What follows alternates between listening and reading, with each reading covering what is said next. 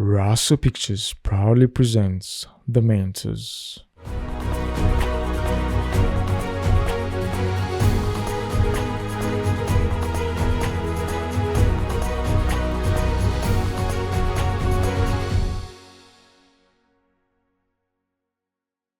The Mentors Show proudly brought to you by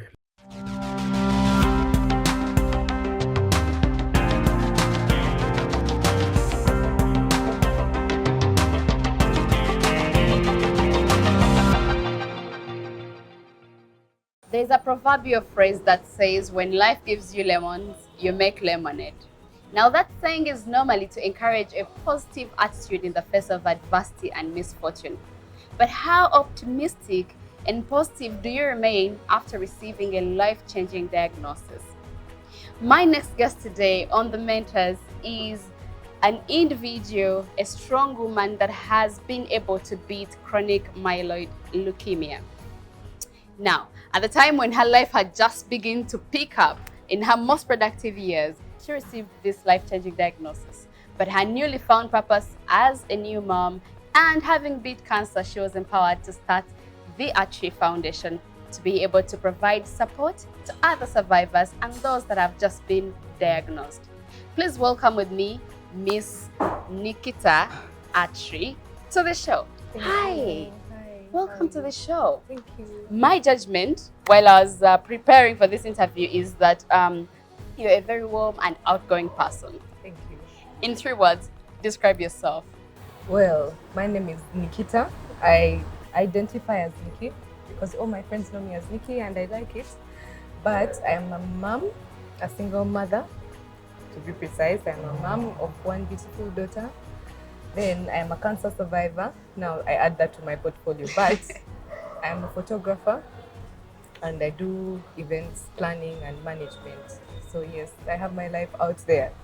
Hospitality and being social, and yet I'm not a very social person. You're not. No. It's just a job I love to do. Yeah. I love to do. So the lady that we see right now before us appears a strong woman, but there is a story that has led to this strength that we see. Yeah. What is your story? Well, my story is I have a God, a very, very big God who has stood behind me, who has strengthened me, who has held my hand and told me, you will not fall, you will not like stumble and fall. So I have been here, I have been strong through the diagnosis.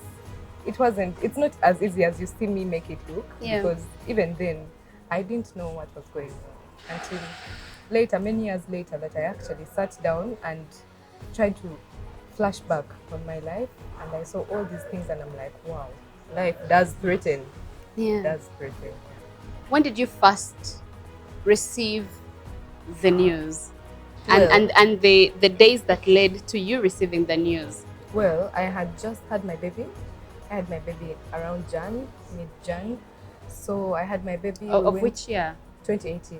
I had my baby girl. So the pregnancy hadn't been an easy one itself.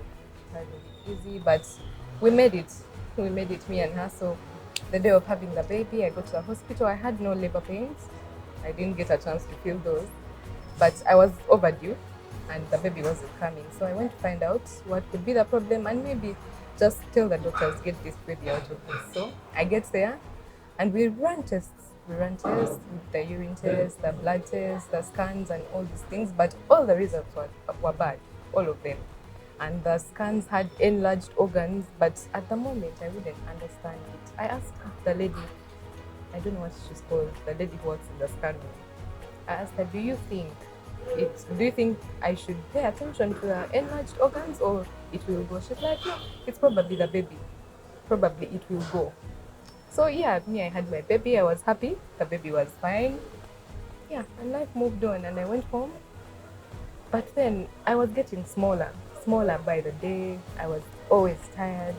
I loved my sleep. Imagine I was a new mother. I had to be nursing the baby at night, but now, I love to sleep. I would never wake up. Somebody had to come and wake me up, tell me the baby's awake. And then excessive sweating at night. I would sweat and wake up with the whole bed wet. And then I had excessive bleeding too in had like a period, a menstrual period, but a lot of it, like 4 days, 5 days, 6 days, 7. It could even go to 2 weeks. It went up to 2 weeks, and that's when I decided, you know what, I better go to the hospital and find out what's going on, because I would literally walk with blood everywhere. So for 2 weeks, you're experiencing all these symptoms and signs, but you have no idea what could be wrong. No, it's not for 2 weeks. For about a month and a half after I had my baby. Yeah, so I had my baby mid-Jan, so I spent the whole of Feb, and I was diagnosed about March the 27th. So I had been having all these things for 2 months. Yeah. And then I'm not one person to take myself to the hospital. I don't like it. I don't like medication. I don't like medicine. But I took myself to the hospital that day. Were you scared and worried at that time? No, I wasn't. I just went and decided, you know what, let me get this done. It's probably something small and they can fix it. Okay. So I get to the hospital. After the results really took long. So my people that I had come with, my sister and my brother, left me. They said, when you're done, you call us, we come and pick you. I'm like, that's cool, it's fine. So I stayed in the hospital up to like 7 p.m. I got my results, and then I was now talking to a doctor, discussing the results and everything. And everything he told me was like news. Like, what? So you have an enlarged spleen and an enlarged liver. Now, my stomach was big. I looked like I was pregnant. It was really big, but me, I'm thinking, maybe it's just childbirth. Postpartum. Yeah, and the body. baby is just 2 months. Really, what am I rushing? Yes. Yeah, but I was uncomfortable in my body. I hated myself. I didn't like the way I looked like. Everything affected me. But when I got these results, I turned cold. I remember walking. You know when you watch movies and somebody receives like scary news and they walk through a corridor and there's no volume and it's dark. That's exactly what I felt when I walked through the corridor to the car where my sister had parked to wait for me. I got to the car and they were hype as usual. They are very happy people, so they were happy to see me, but I was in no mood for them that day. I just opened the car, sat in the back and just broke down and cried and everyone was like, what is wrong? What's wrong? I just told them, you guys, I am sick and maybe today I'm going to die. I think it's time. At that moment, that is what is going on in your mind. Because definitely I knew I was going to die. It's the first thing that came to my mind. But my sister came to me. She came to the back of the car. She held my hand and told me, let's ask God to move with us in this journey. To find all the doctors, to find all everything we need, the care, everything we need, the answers we have right now. We need to find a specialist and find out what's going on. So it was like a Saturday when I did these tests, and then on Monday, luckily we had gotten a specialist and we did our first review with the doctor, like our first visit. We did our first visit. We talked about these things, but he was a very hilarious man. He kept looking at me and asking me, "Gwenyavo, anya Gambians in Solo Kuya." I'm looking at him and telling him, doctor, you don't understand. The person they told me to come see, if you can't help me, then that means it's death. But he's like, "No, I'm going to give you medication for a week. Go home, take the medication, eat well, like just be you." I went home and I remember dying and pestering everybody. Everybody who would talk to me and just tell them, "Can you take me to the hospital?" I'd call my friends and ask them, "Do you know any doctor that I could see? Because I feel like my life is getting out of my body. Like and then there was no pain. Yeah. I had no pain nowhere, but I was uneasy. I was uncomfortable. I hated the way I felt. I sweated too much. You're fatigued. Was always tired. Yes, yeah. I was always tired. So I ended up going back to the hospital on a day that wasn't the review day, a few days before. So in the morning, we're going to the hospital. We got an accident. A truck knocked our car, but we still made it to the hospital on time. We did the tests. Now, when we were doing the tests, I was in there with the lab lady. I still don't know their names. The lady who does the blood. So she keeps rerunning the tests. And after telling me, I think our machines are dead, but hold on a bit. Let me keep it running. She kept hitting it, doing everything, putting it off and on. Yet the results were the real results. That's exactly what was Oh, going on in my body. It was exactly so.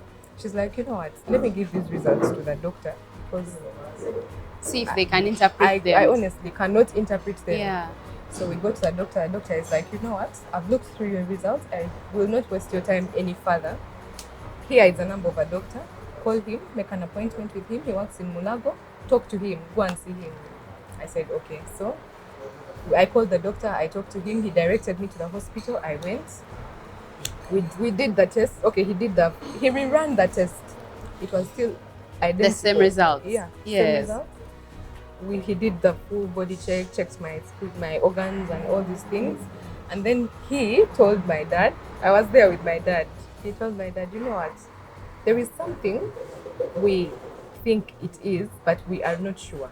We have something in mind, but we need to do a test to be sure it is what it is. So I asked the doctor, which test is this? He says he called it a bone marrow something, a biopsy. A biopsy. Girl, I started to cry.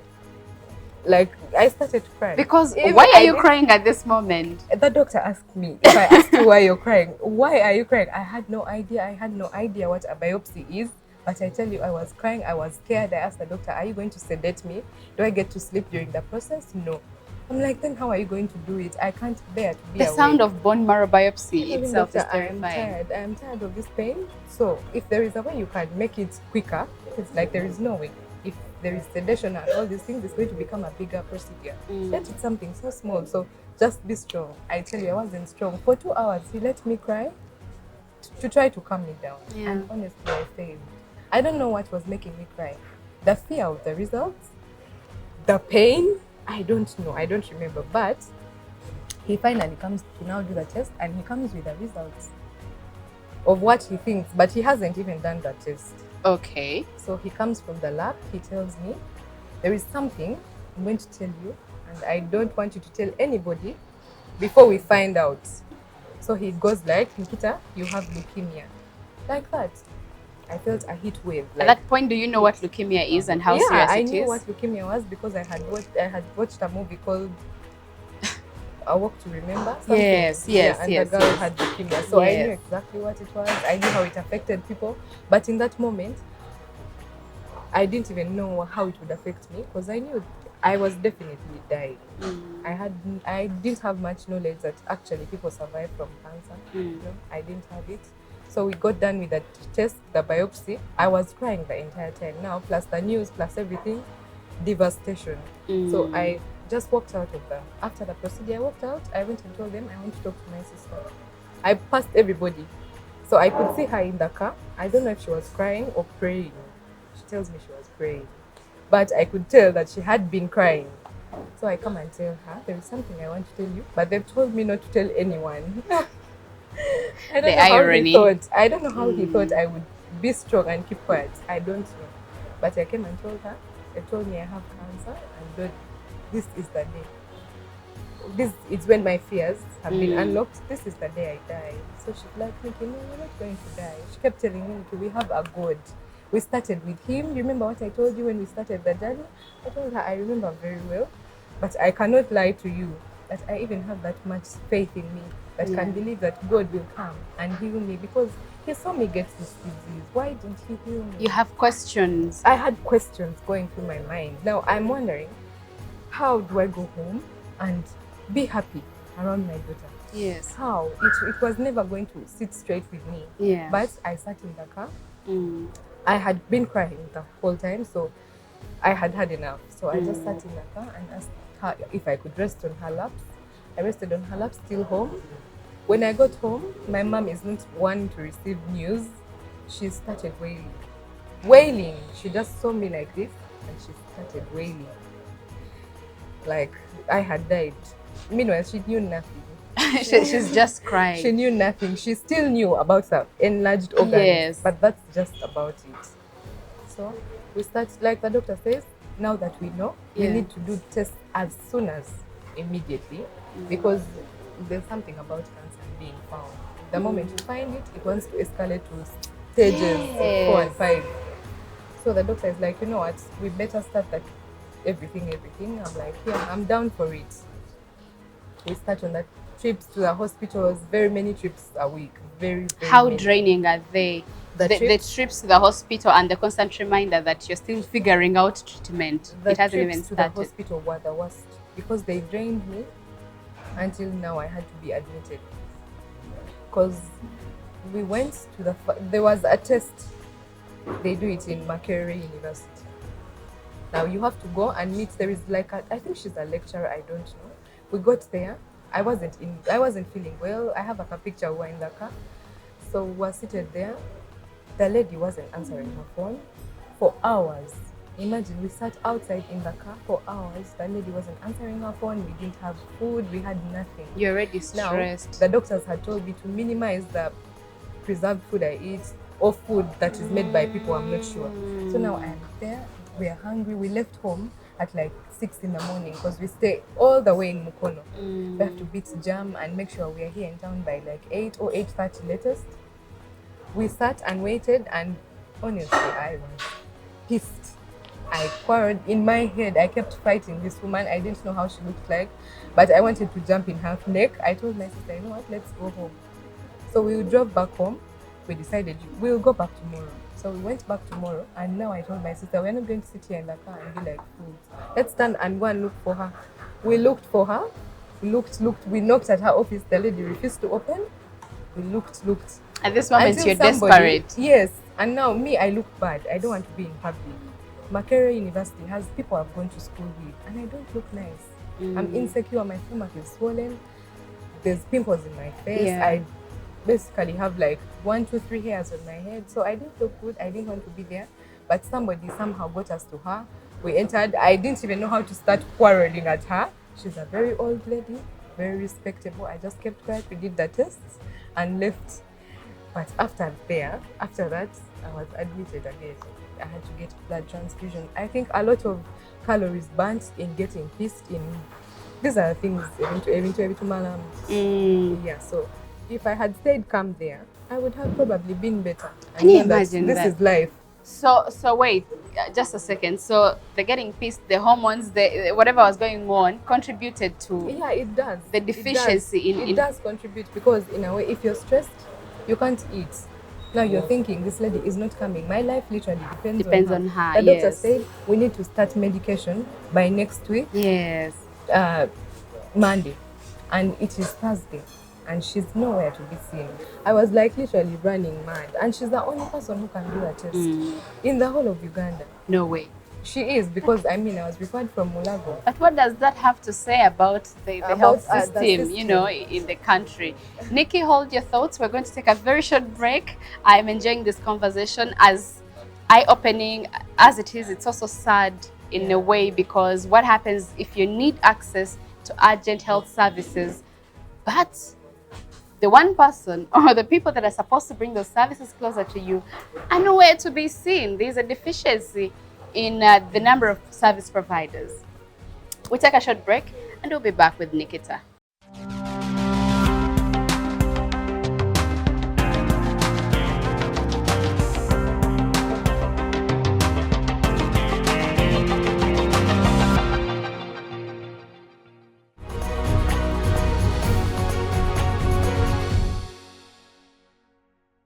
Thank you for watching The Mentors, and in this episode we are talking to Nicci Atre. She's a cancer survivor, chronic myeloid leukemia, which she has been explaining a lot about. And if you have just joined in, well, she's going to tell us more. We are at the point where she is about to start her treatment, which most people say now becomes almost the hardest part of being diagnosed, which is treatment. So now you start treatment. What kind of treatment? How does that impact on you and the people around you? Okay, so when I started with treatment to first normalize my blood. I had very many white blood cells, very few platelets, so that's why I was bleeding a lot. Then when I finished that medication, now the blood cells are perfect. Okay, I'm starting to build. Like I'm at 1 white blood cells. So I start my oral chemo. It's called imatinib Gleevec, 400 mg a day. So I started it, and it mistreated me, but the doctor gave me a choice. Like, he gave me choices. He told me, because I take medicine once a day. He told me, choose a time to take it. When you feel like you're at rest, you're at peace with yourself, you're in a full stomach, you're happy, you take the medicine. So I chose to take it before bed. Okay. Yeah, so I chose to take it before bed. But it does mistreat me till today, till now. It does mistreat me. There are days where I wake up in the middle of the night to throw up the medicine. Wait. Yeah. If you say till today until now, how long have you been on treatment? 2 years. No way. Almost 3. Yeah, it's almost 3 years now. Do you heal? Do you ever heal forever, completely? Yeah. Okay, tell us more. So I started on the medication, mistreatments and all, hair fall, leg cramps, bone cramps and hemorrhoids. There was a lot, but you know what? I was ready. At this point, I knew, yes, the medication, somebody sat me down, my sister. I listened to my big sister a lot. She literally is my left brain.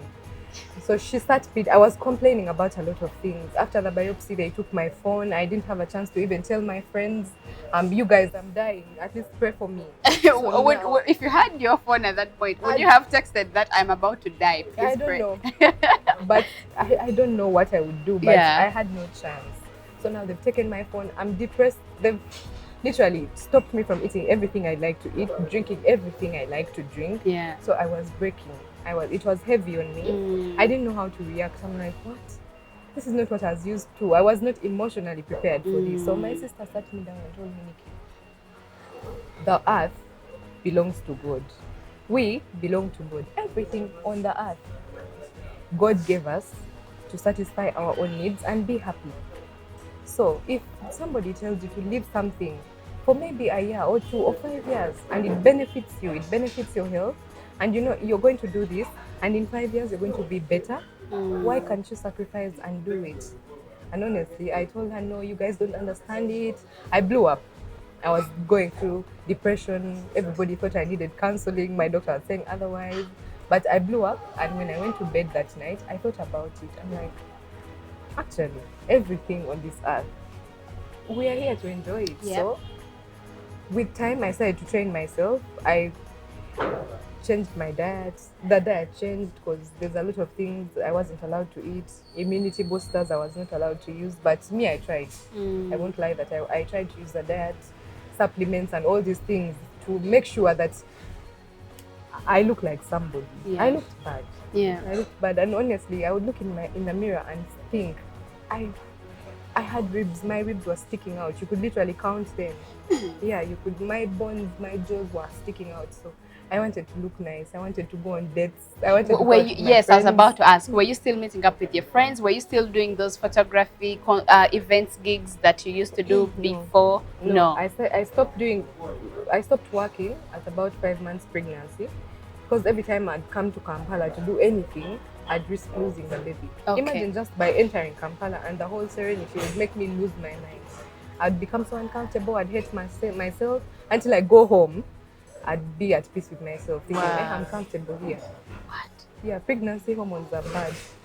But I stopped working, so now this whole time I'm not working. Okay. I'm a new mother, I have a baby, I'm not working.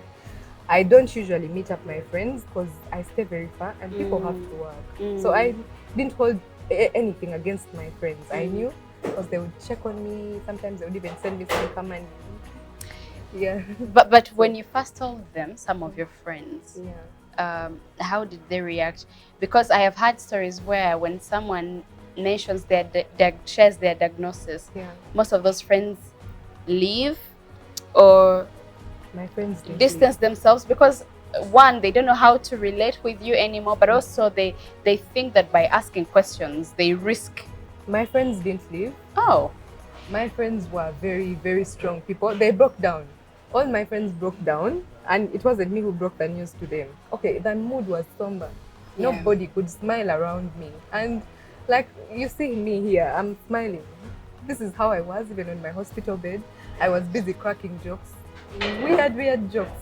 And nobody would laugh. Everyone would literally just sit and stare at me. But thank God for the internet. a lot of my friends were doing research on the disease, so they knew what to say and what not to say. They knew how to approach me. If, for example, I came to visit my friend, she would know exactly what to cook for me without having to stress me to explain myself. So my friends were very supportive, very, very supportive. They supported me, they supported my baby girl. People would literally send me money and be like, buy Pampers or buy milk. So I was on my hospital bed, no job, no husband, no money. But me and my daughter were surviving, and I thank God for that. I thank God, because it's not easy. It's not easy. I know there are very many single moms out there struggling with diseases, illnesses, and depression, and all these things. The world is not an easy place, and they have no one to turn to. But my home was always full with people, so there was laughter all the time. And honestly, that's what kept me sane. I had no phone, but I knew that I would go maybe and read a book.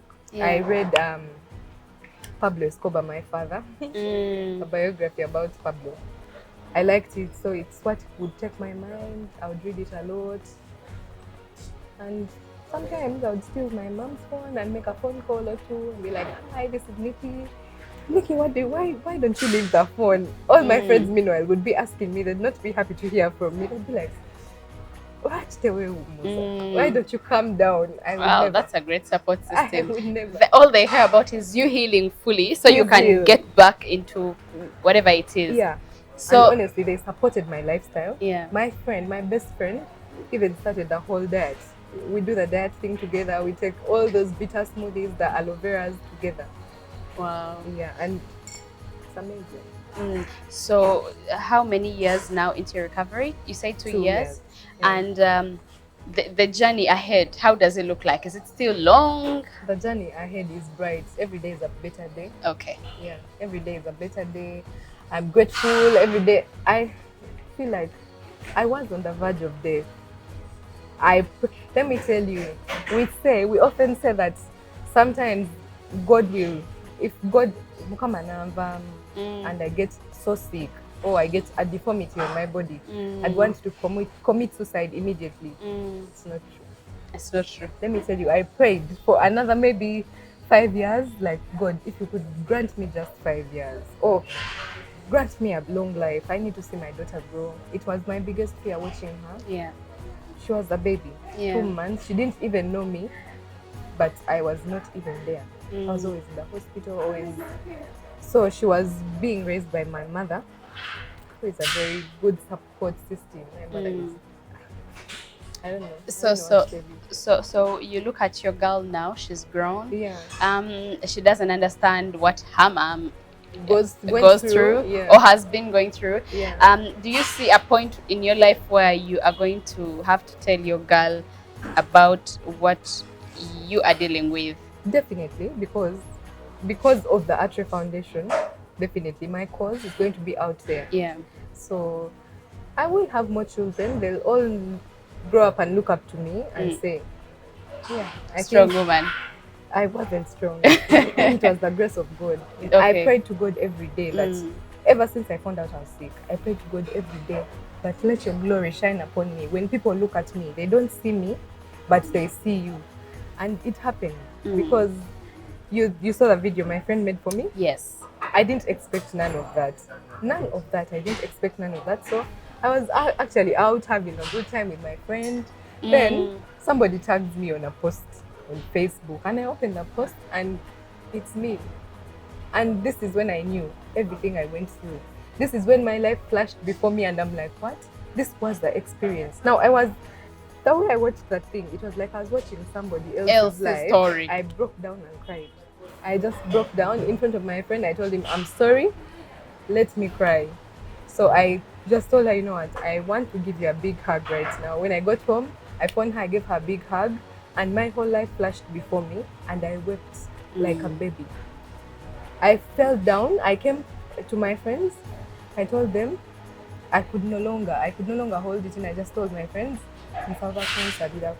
like, lay your hands on me and pray for me because I am overwhelmed at the moment. So I broke down and cried for hours. And the only thing I kept telling God is, whoever the chance was, because you mentioned that I will be there, and you have been there, done nothing less than actually be there. There is no there. I have called to God and He's not there. Even when I was in the valley of death, I called to Him and I told Him, "Good. The world is praying for me. The world was praying for me. I was receiving voice notes, people coming to my hospital bed and literally praying with me. But I was having none of that. And my only conversation with God was, the whole world is praying for me and you're still going to let me die." Yeah. I just kept telling Him, "God, it's impossible. Please give me a chance, please. I need to see my daughter. I haven't finished my goals. My mom needs to see me for who I am, who she raised me to be." Yeah. I had all these things in mind. So It's a journey. And then the Atre Foundation is born. You have goals and reasons for that foundation. Could you share with us briefly? Well, my cause, I feel like my new purpose in life is to sensitize, create an awareness about cancer among the young adults. So when you go to Google and read about CML, you'll see all these people are old people. If you go to see about hair loss, they bring images of old people. Yes. Now, my doctor was telling me, this is a very rare disease among people your age. There is something you do that triggers the growth of cancer in your bodies, because people live for years and they get cancers in their 70s, in their 80s, but now we get it at a very tender age. Very young, That means there is something we do that probably it's something we eat, probably it's the way we live our lives, probably it's what we put on our bodies. It's a lot of things. It's a broad, like nobody has come to a final say about cancer. Even in the institutes, they're still searching, they're researching, so doing everything they can. So me, I think the lifestyle I led before I was diagnosed dictated a lot. It like what you do when you're young, how you treat your body, how you want to stay fit, dictates a lot how you will live in your maybe 40s and all these things. They has to come. So most of us are dying now. I would like to call it a premature death, because imagine somebody dying at 23. I was 21 when I was diagnosed. I was 21, I had dreams, I had made plans for the next year, but imagine I had died because of things you've done in the past that I did to myself out of pleasure, out of maybe anger, out of depression, or just hormones. So amidst all the challenges that you faced since the diagnosis and the treatment period, could you say there is something good or at least positive that has come out of this? Yeah. Really? Yeah. Okay. There is something very, very positive that came out. Let's hear it. So, you see, they say, where there's God, there's love, and there's happiness. Now, in my before days, before diagnosis, at school and as a child, I was a very antisocial person. I was reserved and I'd always be in a corner, keeping quiet. And that's how I was through school and everything. But after diagnosis, I became a much happier person. I don't take nothing for granted. Yeah, because I know maybe it might not be me to die, but the person who I am hanging out with in the moment, and I'm not giving them the best of their moments. So I learned how to be more outgoing, more social. Like, it doesn't cost much. Were you one of those you can't sit with us people? No, it Before wasn't that? like can't sitting with you. I was very insecure about a lot of things. I knew I didn't fit in. I didn't feel pretty. In my whole school, I didn't feel pretty. I didn't have friends that could compliment me.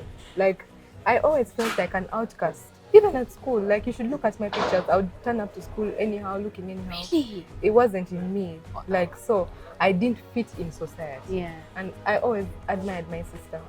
She was always out there. People liked her. And I wasn't that person. Yeah. But after diagnosis, all that changed. All that changed. Then I always wear a smile.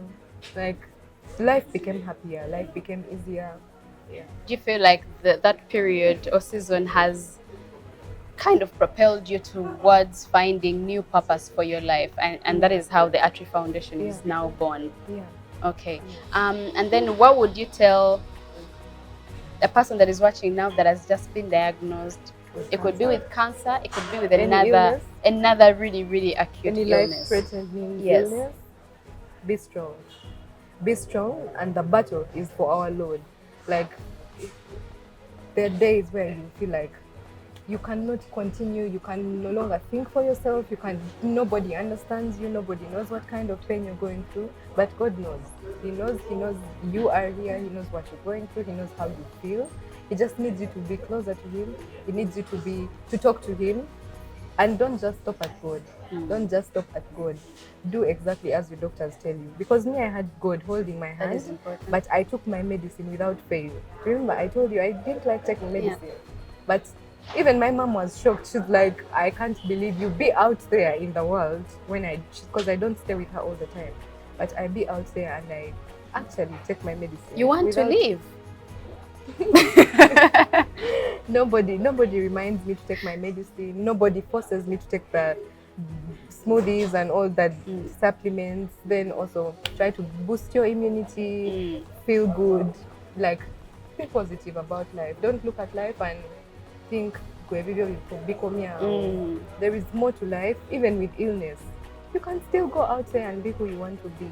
Maybe your mind will not be as straight as when you're normal and healthy, but you will be getting things done. You'll be meeting up your friends. You'll make them feel better because maybe they're also there struggling with how you feel. Like they are afraid to approach you about some things because they don't know how you would feel. But if you have a positive, open mind, you'll keep listening to everything, and it will make sense with you. And with time, you'll just notice you're getting maybe fatter like me. I was really small, I was almost 45 kgs. So you'll just see life move well. Are you accessible for people who would like to get in touch with you that are going through similar struggles? Yeah, I already have people I talk to. Okay. Yeah. So I am very, very accessible. I would rather hear your story than attend your funeral. Okay. Yeah. Thank you so much, Nicci. Any other remarks you may have? Yeah.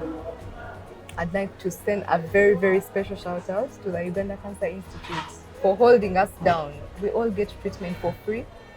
Like medication is free in the Uganda Institute. The doctors are nice. They talk to you nicely. There's like about the number, there's nothing we can do because we all want to be alive. So the queues are long, everything, time waste. Like there's a lot of time you spend in the hospital, but you are doing a great, great job. And we appreciate from the bottom of our hearts.